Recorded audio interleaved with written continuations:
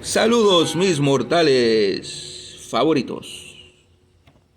Hemos ido a la cosa por acá y seguimos con esta serie de las falacias de nuestros queridos y amados hermanos inventistas del séptimo día. Vamos a hablar de esos super argumentos, de esos super cracks. Les encanta construir muñequitos de paja a los adventistas. Y entonces construyen muñequitos de paja que ellos derriban y dicen, ahí está, esta es la evidencia. Bueno, resulta que un hermano adventista le estaban preguntando, ¿por qué, ¿por qué el sábado no es una sombra? Si categóricamente el Nuevo Testamento nos dice que los sábados son sombras. Sombra de Cristo. Pablo lo dice en Colosenses. Bueno, entonces su argumento, me encantó, dicho sea de paso, me encantó su argumento, porque sí, hay algo de inteligencia allí. ¿Sí? Ahí está el hámster dando vuelta a ver qué voy a decir. No, no, no. ¿Cómo salgo de esta? ¿No? Y entonces su respuesta fue esta. No, no, no, es que el sábado no es sombra porque es un memorial de la creación.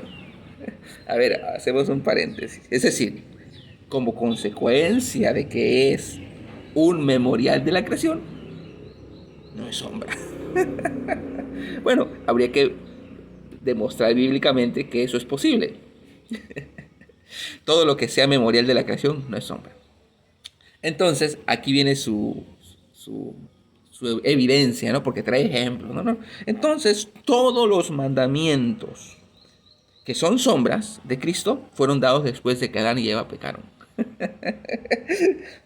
Excelente, ¿no? Y pone como ejemplo, ¿no? Después de que Adán y Eva pecaron, Dios mató por ahí un animalito y con su piel cubrió su desnudez, y entonces ese animalito apuntaba a Cristo, a los sacrificios del templo, eran sombras. Pero el sábado en la creación todavía no existía el pecado, Adán y Eva no habían pecado, así que no puede ser sombra. Ya construyó su muñequito de paja, ya con eso ya esa es la superevidencia. Bueno, hay algo que se llama en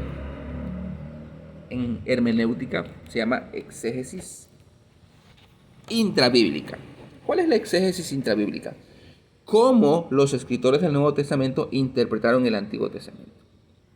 Yo, como exégeta, debo de seguir el ejemplo de los escritores del Nuevo Testamento.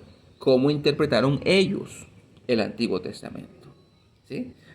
A mí me encanta de que los adventistas cuando quieren dar sus máximas, hablando de la observancia del sábado y que la iglesia lo debe cumplir, van corriendo al Antiguo Testamento. La ley es eterna. Y te sacan Eclesiastés, te sacan los Salmos, pero cuando van al Nuevo Testamento, ahí empiezan a manipular y a tejer y te empiezan a dar todo un choro mareador. Se dan golpes contra la pared. Bueno, fíjense, el argumento de los adventistas. El sábado no es una sombra porque el sábado es un memorial de la creación y fue dado antes de que Adán y Eva pecaron. Bueno, hay un ejemplo acá. En cambio, el sacrificio, eso sí que apuntaba a Cristo, eso fue dado después de que Adán y Eva pecaron. Así que eso sí es una sombra de Cristo. Bueno, vamos a lo que dice Pedro, primera carta de Pedro, capítulo 1, versículo 18. Y voy a estar leyendo esta Biblia que es adventista, pero es una Biblia honesta. Dice por acá, 1:18. Pues ya sabéis que fuisteis rescatados de vuestra vana manera de vivir, la cual recibisteis de vuestros padres, no con cosas corruptibles como oro o plata, sino con la sangre preciosa de Cristo, como de un cordero sin mancha y sin contaminación. Él estaba destinado desde antes de la fundación del mundo, pero ha sido manifestado en los últimos tiempos por amor de vosotros. Y es que resulta que los hermanos inventistas, ellos creen que cuando la Biblia dice últimos tiempos, habla de este grupito sectario del siglo XIX. No, los últimos tiempos en la Biblia, de acuerdo a la exégesis bíblica, intrabíblica, conforme a los escritores del Nuevo Testamento, los últimos tiempos señalaban la llegada no de Elena G. de White, la llegada del Mesías. ¿Sí? Entonces, Se nos está diciendo, Pedro nos está diciendo de que el Cordero sin mancha y sin contaminación, que era prefiguración de Cristo, existía desde antes de que Adán y Eva pecaran, desde antes incluso de la fundación del mundo. Así que ese cuentito de que los mandamientos fueron dados, los mandamientos que son sombras fueron dados después del pecado, eso se cae con la Biblia. Los hermanos inventistas están fritos en exégesis, no saben nada, están más perdidos que Elena G. de White en un domingo de Ramos. Bueno, ahora sí vamos a hablar de el memorial de la creación. El sábado es memorial de la creación y por lo tanto no es sombra. Bueno, vamos a Hebreos, vamos al Nuevo Testamento. Hebreos capítulo 4, versículo 1 dice, bueno, hay que aclarar algo. La carta a los hebreos fue destinada para los hebreos. ¿Quiénes eran los hebreos? Los judíos. Por el amor de Dios, ¿verdad?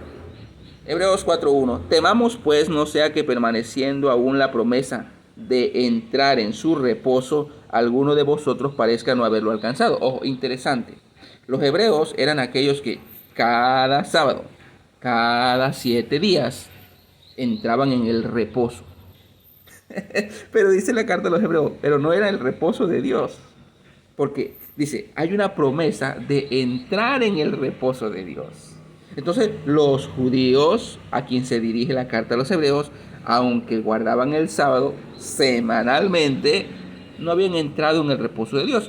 Porque el reposo del sábado semanal apuntaba y señalaba, prefiguraba a alguien. ¿Era una sombra? Claro que sí. Lo dice la Biblia. Hebreos 4, versículo 9 y 10. Por tanto, queda un reposo para el pueblo de Dios, porque el que ha entrado, fíjense que esta versión toda manipulada dice el que entra, porque dicho sea de paso, los adventistas creen que se entra y sale en el reposo y espero el reposo y recibo el reposo y después me despido del reposo y lloro porque el reposo se acabó y hasta dentro de 7 días voy a entrar. Esa es una completa inconsistencia bíblica. Dice el escritor a los hebreos, el que ha entrado, porque dicho sea de paso, en el reposo de Dios se entra a través de Cristo y ya no se sale. Llegado Cristo ya no hay más reposo. No era como en el antiguo pacto que uno entraba y salía, entraba y salía. No. Hermanos inventistas, por favor. ¿Sí? Era una sombra que prefiguraba al único y verdadero reposo de Dios. Después de Cristo ya no hay más reposo. Es como la sombra de los sacrificios. Cristo hizo un sacrificio único y para siempre y ya de ahí ya no esperamos más sacrificios. Por eso, llegado Cristo, se hacía innecesario la permanencia en el templo y de los sacrificios en el templo. ¿Por qué? Porque ya se había cumplido aquello que prefiguraba en los sacrificios, que era el sacrificio de Cristo. Ahora, llegado Cristo, se cumple el verdadero reposo, que era lo que prefiguraba el reposo semanal. Así que nuestros hermanos inventistas, por más que digan, no, es que es un memorial. Si es un memorial o no es un memorial de la creación, eso es lo de menos, no añade ni quita nada. Sigue siendo un reposo que era sombra de lo que habría de cumplirse en Cristo. El que ha entrado, no el que entra y sale del reposo de Dios. Nuestros hermanos inventistas están fritos en exégesis.